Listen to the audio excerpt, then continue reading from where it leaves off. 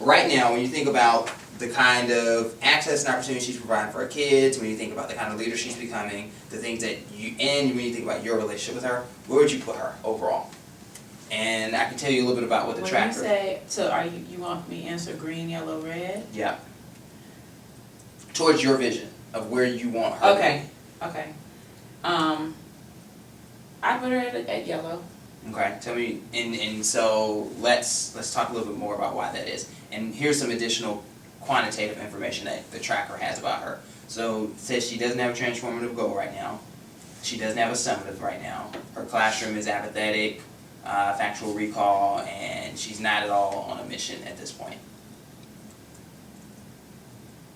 And your individual CM profile, she she's not in have there. one. Okay, cool. So she seems to be a person that we know a little bit less information about at this point. But the information that we know, she's not far along. She's not exactly where you would want her to be. So let's go through the strengths and motivator, like strengths and barriers and opportunities. Mm-hmm. What do we think are her motivations and strengths right now? Do we know, or is that something we actually need to figure out? No, I think I can speak. Okay, so what are those for her? So I'm going to kind of speak about her. No, let me just concentrate solely on strengths. She's a very, very hard worker. And when I say hard worker, when she first started teaching math, she was originally placed in middle school math. Mm-hmm. But because she passed both parts of the math test, she was swapped out with Tino to go to high school, and she's never felt confident about that at all. However, like she doesn't always work efficiently, but she's always constantly like trying, even though she doesn't feel comfortable in that particular subject area. Okay. You just said I'm gonna start off with strengths, and then you just named two. I know, that's why I was like, let me talk about strengths and barriers, and I was like, no, let me concentrate on strengths. But I think her strength is that she works hard. I think her barrier is that she's not comfortable with the content. She is more comfortable with environmental science because that's her background. That is what makes her spark up. Okay. When you start talking about environmental. And she teaches science. what? She teaches Math 1. Okay. So I'm in the barriers column. I'm putting a couple of things. She's not comfortable with her content. Do we know why that is? I mean, like, literally, is it because I just don't know the content? No. And that's well, why she I'm knew not enough to comfortable? pass both parts of the gaze. Right. However, I think it's just a thing where some of it is mental, and it's being projected. And so what I mean by that is, she said that she's never really been the strongest in math. Now she has to teach high school math. And I think she's very open about expressing to people that she's not confident. Some of those people are her colleagues. So even though there are colleagues that are helping her out content-wise and how to get the content across, if she didn't really express it as much as I think she is, it might not have, because like I had a meeting with her principal about her teaching math. I don't know, did I tell you about that? Yeah, no, you did. So let me zoom out for just a second. What I'm hearing is, for sure, barrier is she's not confident in her content. In the content she's teaching. In the content she's teaching. But she's teaching the content, so that's a barrier that we're going to have to get over. Right. One motivation or strength that I feel like I heard you say was she was a very hard worker. You said that earlier. Like she's never at any point said, I give up. Right. Any type of resource, whether it's like, come meet with me, let's talk about this content. She's always trying to figure it out and work it out for herself before she teaches it. But, so she works hard towards it, but like when you go in the last time I observed her, it was obvious that she was not enjoying herself. Okay. You know what I mean?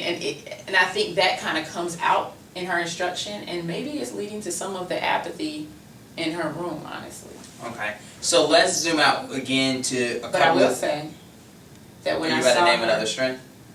Well, this is a observation. When I saw her last Friday when we were setting up, she just started the geometry unit. Do you remember on that hallway where we saw those stools and all those geometry things outside? Yeah. That was her class and stuff. And she was more excited about that unit because they could actually make things. Okay. So I just noticed that like her demeanor towards that was different. Okay. Let me point out a couple of things that you have created in your own planning for like the benchmarks that you're driving towards by the end of this week. She's one of the people in your list of like You want her to have a vision by the end of this week. She's also one of the people on your list of you want her to be PK by the end of this week. I'm looking at your benchmark 10, 28, 11 document. Mm-hmm. So if she is a person that, like, she's not PK right now, but by the end of this week you want her to be PK and have a stronger vision. And she's, like, currently she doesn't have a strong vision, she's not PK. And right now, do you put her at yellow overall towards, like, your vision? I actually would put her more at orange. Like, I feel like if you look at this How many colors are there? Oh, God. Oh. Yeah. I thought it was like red, yellow, green. No, I would put her at fuchsia and a That's little why I bit was of like, I teal. put her at orange. I'm like, I didn't know there was an option. My bad, I didn't do a good enough job displaying that shit. Yeah, so Okay, hold on, let me read. read the category. Green is like she's exceeding expectations of what you want her to accomplish towards her vision and yours. Okay, yes, Blue, I put her at green, orange. yellow, close but not there. Orange, far from there. I think that Okay. she's far from there for several reasons that we've named already. She doesn't have a strong vision right now. Okay, yeah. She is her biggest barrier is like lack of knowledge about her content and lack of enthusiasm, although that could be potentially shifting about her content. Her culture is currently apathetic. She's not PK. Like, there are a number of things that when you think about the kind of leader you just described to me, people who are giving their kids access to opportunities, people who are like taking ownership of their classrooms, that kind of stuff, though she's not embodying those things right now. She is hardworking, and that could be a lever for us. So let's think about what opportunities do we feel like need to happen for her to both spark her leadership, because right now she's a person that you have that's not on a mission at all, and in addition to sparking her leadership, what technical stuff needs to happen? Because I feel like for her it's probably both. Mm-hmm. Like I actually feel like she could be in the D1 phase of like getting really excited about stuff. Mm-hmm. Although it sounds like more she's probably in the disillusion phase perhaps, or maybe she was at least earlier on. Maybe she's getting more excited again, but Getting there. like it doesn't matter whether she's motivated to do something at this point. Like her working hard without understanding her content or without her really,